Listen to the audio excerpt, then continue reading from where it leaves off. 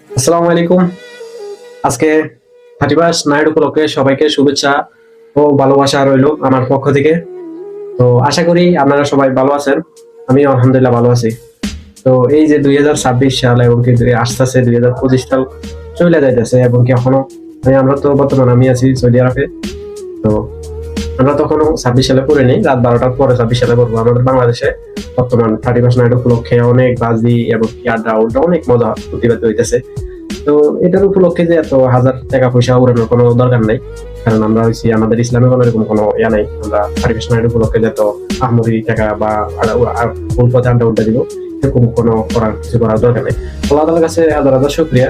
আমিও এই যে সৌদি আরব আসছি বা এখন বর্তমান এখানে আসার কারণে হয়তো খারাপ আড্ডা থেকে বাইচে গেছি, এবং কি আল্লাহ তাআলার কাছে এটাই শুকরিয়া কামনা করি 2026 সালে আমরা যেন 5 ওয়াক্ত নামাজ এবং কি আল্লাহর শুকরিয়া আদায় করতে পারি, এবং কি আল্লাহ তাআলা আমাদেরকে 2026 সাল কালকে দেখাবে।